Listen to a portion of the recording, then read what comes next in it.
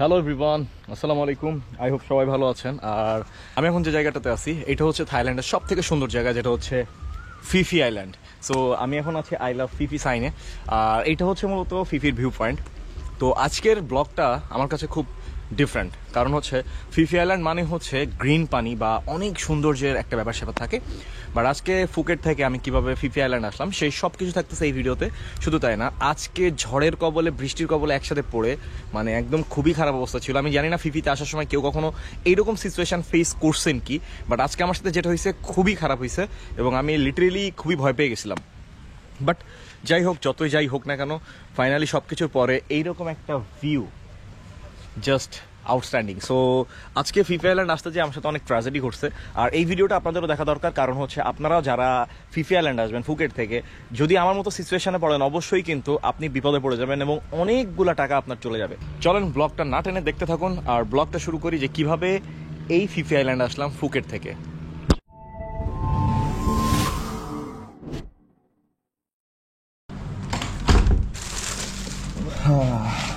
So আমি একবারেই কিন্তু হচ্ছে চেক আউট দিয়ে বের হয়ে যাব, ব্যাগটা নিচে রেখে আর কি বের হয়ে যাব হচ্ছে ফিফির ক্রুজের জন্য। ব্যাগটা নিয়ে গেলে প্যারা, দেন কনফার্ম হয়ে গেলে তারপর হচ্ছে ব্যাগ নিয়ে যাবো। আর এই হচ্ছে হোস্টেলের এন্টেরিয়রগুলা, ওইখানে ওরা আবার হচ্ছে হ্যাঙ্গার মতো রাখছে ওদের প্রয়োজনীয় জিনিসগুলো শুকাইতে দেওয়ার জন্য।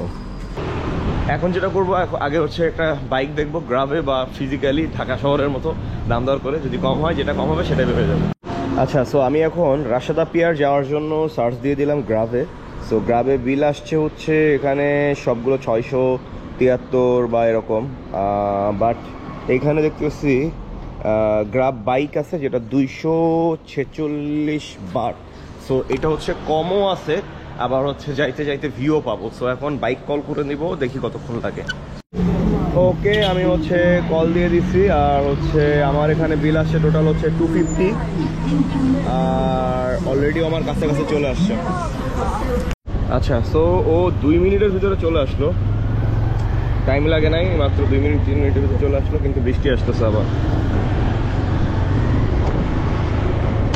সবই তো ঠিক আছে, কিন্তু এখন চিন্তা করতেছি বৃষ্টি আসে কিনা, কারণ প্রচুর মেঘ হয়েছে, বৃষ্টিতে আটকে গেলে তো শেষ।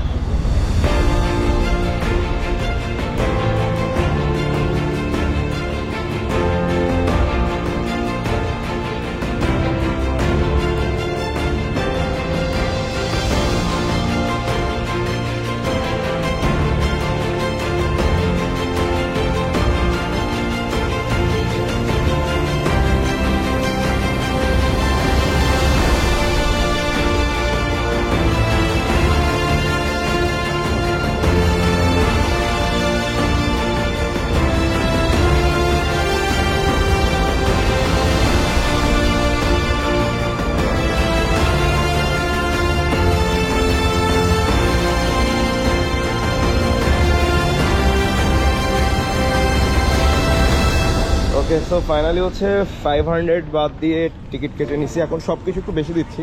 আর এইটা হচ্ছে পেয়ারে যাওয়ার সময় এই যে দোকানটা, এটা হচ্ছে মাই ব্রাদার, উনি হচ্ছে ইনস্ট্রাকশন দিছে, ওনার কথা শুনে এখানে আসছি।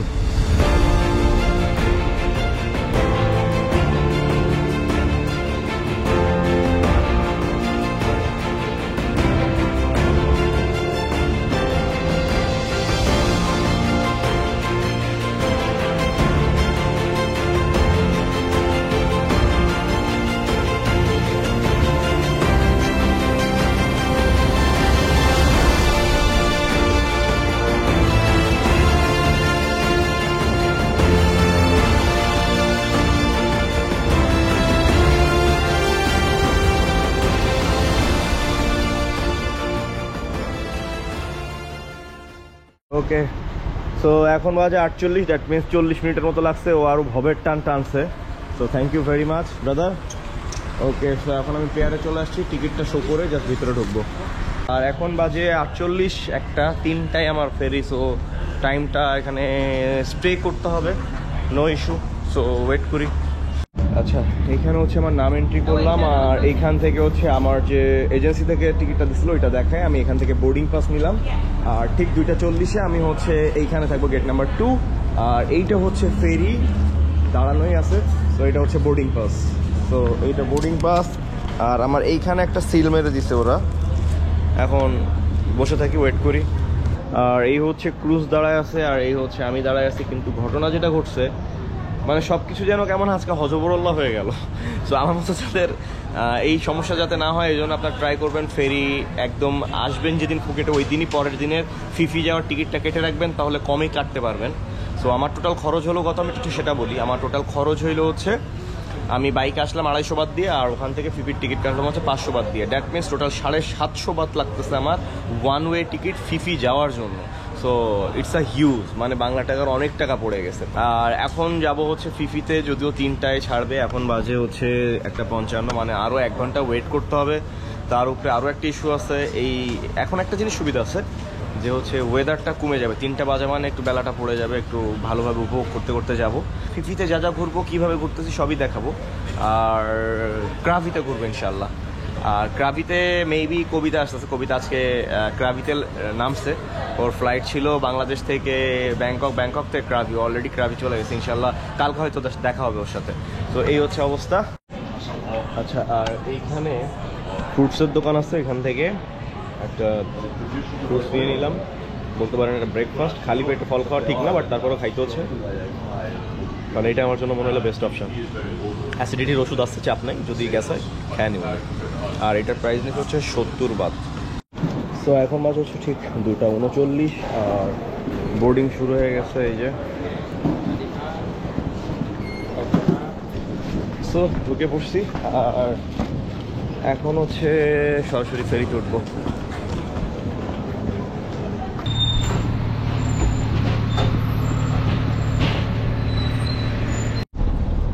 ওকে, সো এখন বাজে 3:10, আর এখন মাত্র শিপ কিন্তু ছেড়ে দিছে, আর যাইতে সময় লাগবে মেবি 2 ঘন্টা। আর দেখা যাক যে কয়টা নাগাদ ওখানে পৌঁছাই। আর আজকে তো আর কোনো অ্যাক্টিভিটি করতে পারবো না, তো দেখি।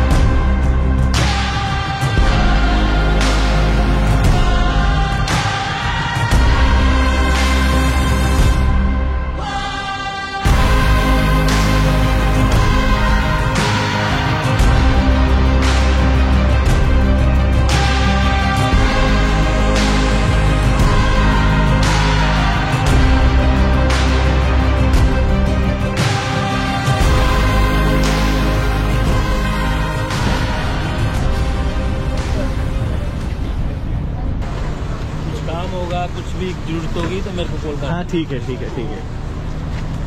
তো এক ভাইয়ের সাথে পরিচয় হলো, ইন্ডিয়ান। উনি হচ্ছে এইখানে শেফ একটা রেস্টুরেন্টে। So finally welcome to Phi Phi island.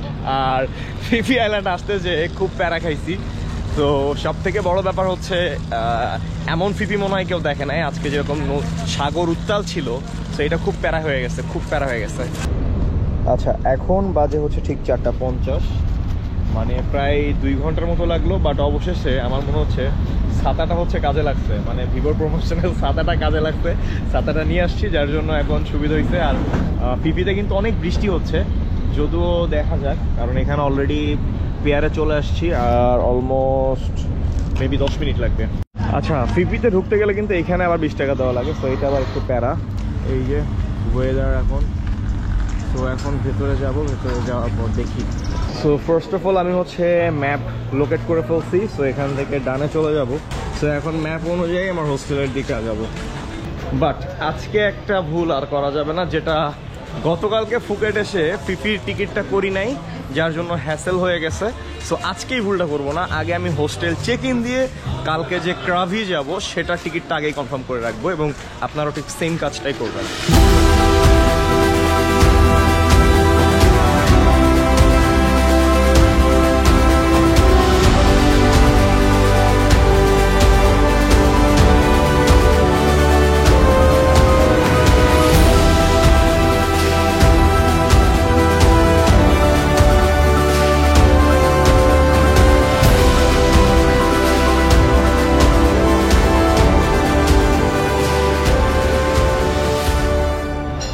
এই যে ফি প্যারাডাইস হোস্টেল। সো এটা চেক ইন হচ্ছে 2টার সময়, আমার অলমোস্ট এখন বাজে হচ্ছে 5:05, কিন্তু 11টার সময় দেওয়া এটা খারাপ লাগছে। তো চেক ইনটা রেডি করি। ওকে, সো ফাইনালি হচ্ছে চেক ইন করলাম, পাসপোর্ট এন্ট্রি করলাম। এই হচ্ছে লকার হোস্টেলের, এই যে। আর সুন্দর করে এসি আছে, পরিবেশটা জোস লাগছে, ফুকেটের থেকেও ভালো। এই যে প্রত্যেকটা খুব পরিষ্কার পরিচ্ছন্ন, উপরে একটা নিচে একটা। এবং সব থেকে বড় ব্যাপার হচ্ছে এনারা কিন্তু মুসলিম, এটা আমার কাছে জোস লাগছে। এখানে এদের রেস্টুরেন্টটাও হচ্ছে হালাল খাবার পাওয়া যাবে। সো এটা হচ্ছে জোস। এই যে একটা বেড, সাথে 2টা প্লাগ আছে, এই তো দিস ওয়ান। এই যে সো আগে একটু ফ্রেশ হয়ে নিই, দেন বাকি কথা বলছি।